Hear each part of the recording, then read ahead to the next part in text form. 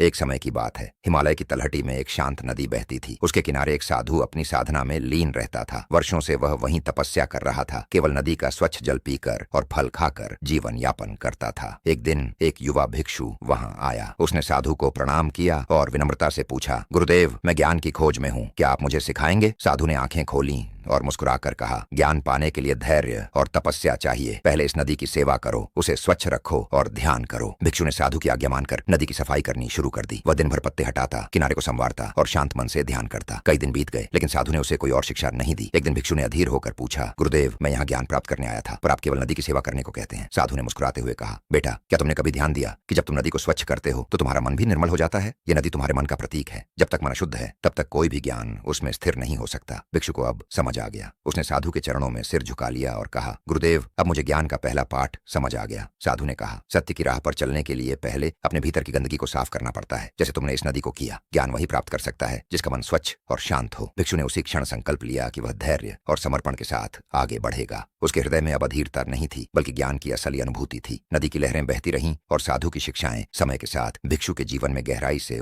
बोलो राधे राधे। और हाँ, वीडियो को लाइक करना और चैनल को सब्सक्राइब करना मत भूलना।